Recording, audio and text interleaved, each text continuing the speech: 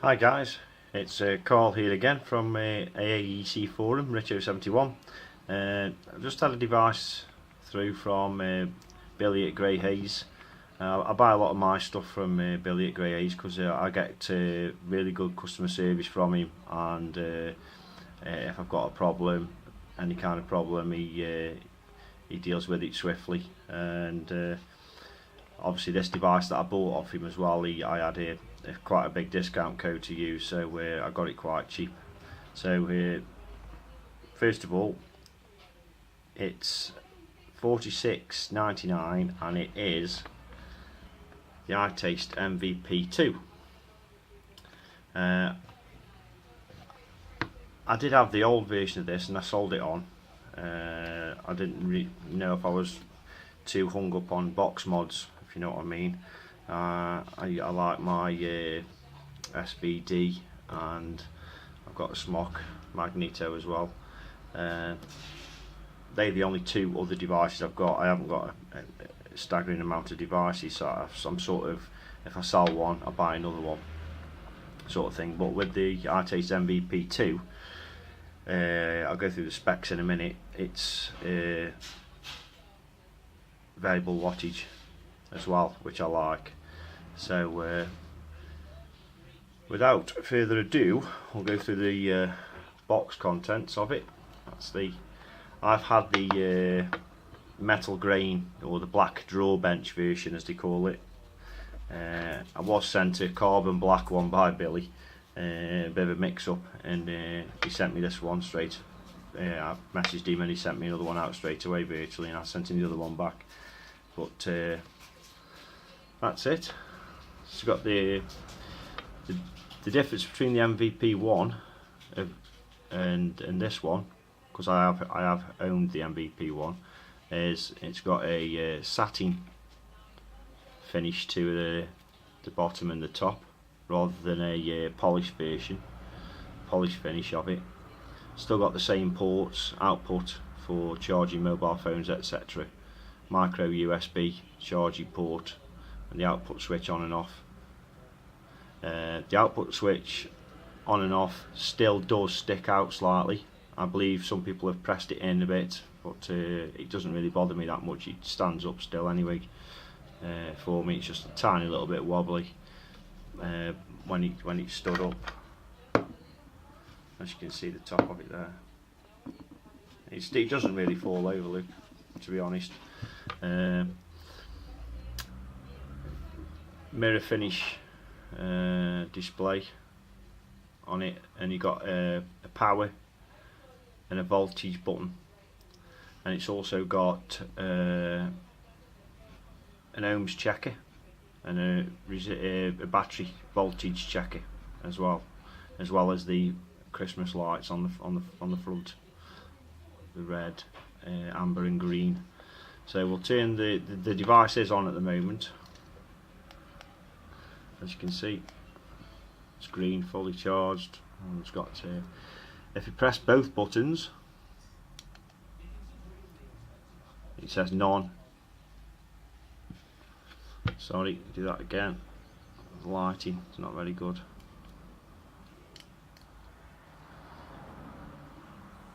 It says none and 4.1. The none is because I've got no atomizer on, and the 4.1 is what's left in the battery, the internal battery. You don't take batteries out of this, it's got a built-in battery.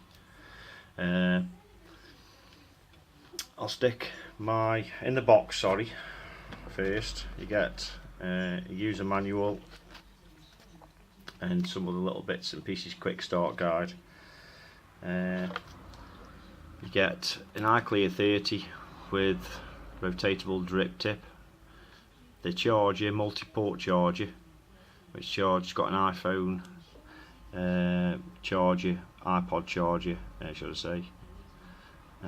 It does do iPhones as well, but it doesn't do iPads. iPads need more voltage, more wattage from the charger, 10 watts I believe.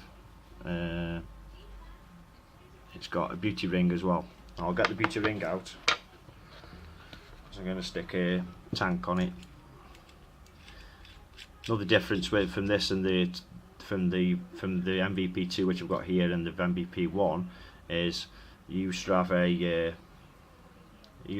lip when you put the beauty ring on. Now this one is flush now this time. Change the design of the bottom of the beauty ring. Hasn't got a step on it anymore. That's it when it's on. I'll just stick.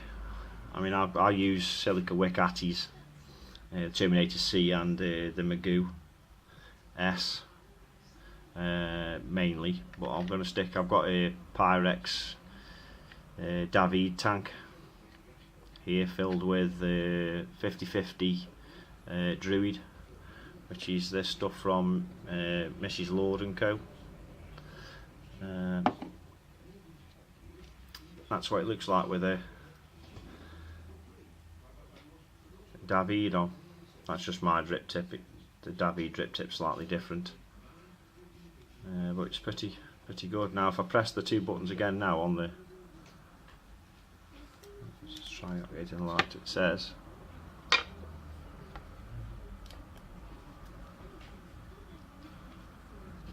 that's 4.1 on the battery, so I'll have a vape first.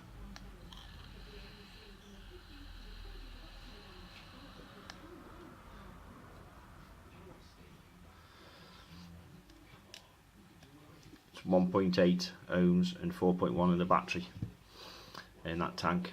I've recalled the like EVOD heads in this David tank. I've recalled that myself. Not much to say about it really, to be honest. The main difference is the wattage mode. If you press and hold the power button, and it's powers to its wattage mode from 6 to 11 in 0.5 increments, and you have to keep scrolling up, and then it round robins back. You can't go down because that changes to voltage mode. It's not an up and down. So if you press and hold, that's your puff count to 37, and then your voltage. So if you press the U button, it's like a U. It's supposed to be a V, I think. But if you press the U button and hold it, you can change the voltage. You're in voltage mode then. You can change it from 3.3 0.1 increments up to 5 volts and back down again. So I'll leave it at 4 volts there. Change back to power mode because I use wattage, and I'll put it at 8 watts, which is what I vape at mainly. Like 1.8 ohm coils normally. I try to get between 1.8 and 2 ohm coils, and I always vape at 8 watts. Very rarely go above 8.5 on anything I've got really. Let's take another vape.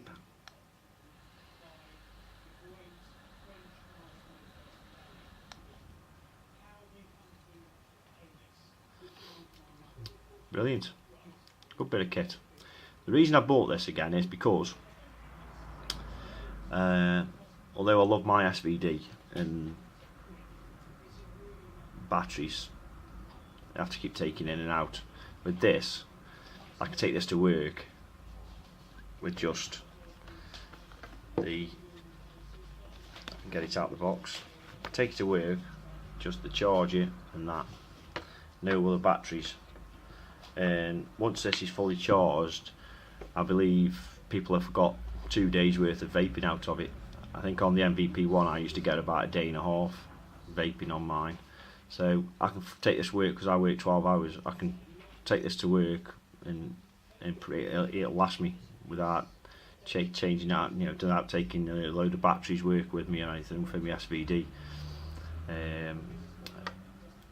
That's the only reason I bought this again now. It's an advantage that it's got wattage mode now, but I was going to buy another one anyway. It just so happened that the MVP2 came out when I bought one, when I was looking at buying one again. Now, between the people have said about the button being a bit stiff. It is, but it's raised more now than it was on the. You can see it's got raised. On the old one, it wasn't raised. Now, I saw Phil Basardo taking the mic a little bit about out of it, really, with regards to his weightlifting and stuff. I didn't believe it to be that hard. It may be for someone who got arthritis, but for the normal average person, for anyone who's got arthritis or anything, it's going to be hard. It's going to be a bit tough, yeah. But for the average person, I think it's quite good.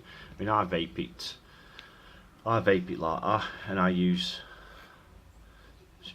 this part of my thumb to press the button.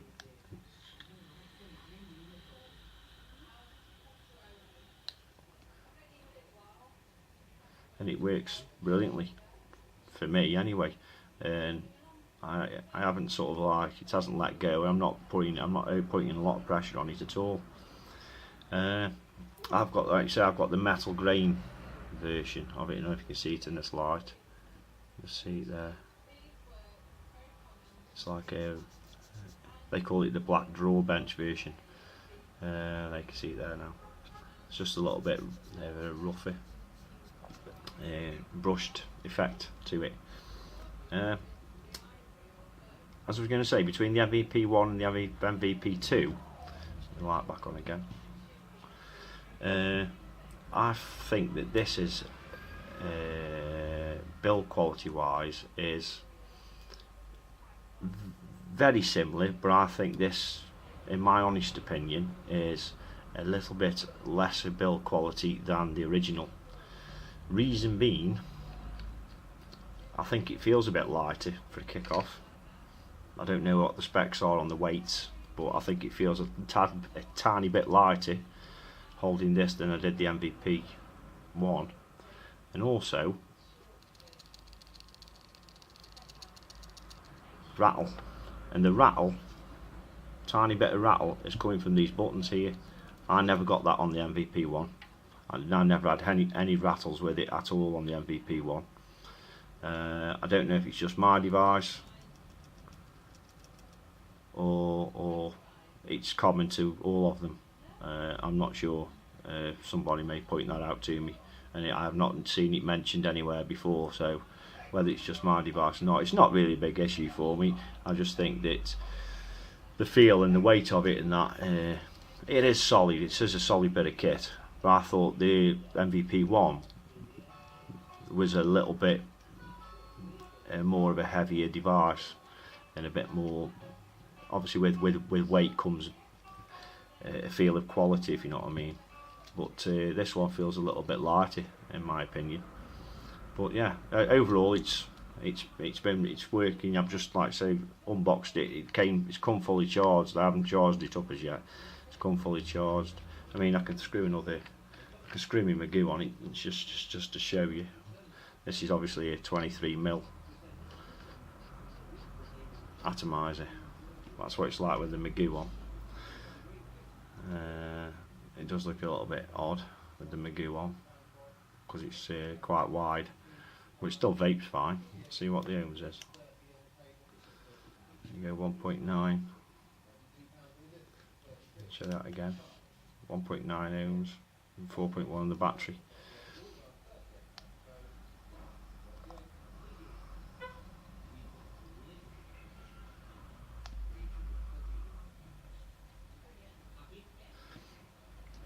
This is a 100% VG juice. This is watermelon from Billy as well at Grey Haze. Very, very nice. I've gone away from PG based juices. I'm quite intolerant to PG at the moment. So, but yeah. Anyway, back to the device. Good buy, good bit of kit. I think it's the best price at the moment I've seen is from Ash at My E-Pack. I believe he sells them at $39.99 plus postage, which is a very, very good price for this bit of kit. It's got a 2600 mAh or milliamp battery in there, which will last a long time. It'll last, if you're coming from an Ego type battery or something like that, this is going to outlast it's going to outlast an Ego about 4 or 5 times. So if your Ego now is going to last you, I don't know, 4 hours, this is going to last 4 times that, at least. Can last you well over a day. Depending on your vaping style, that is, but it will last you a day, as a bare minimum. I would assume, unless you're really caning it. But yeah, it's a good device. Could be better in parts, I think. But on the main, a very good device. Thanks for watching, guys and girls, and I'll see you again later. Bye.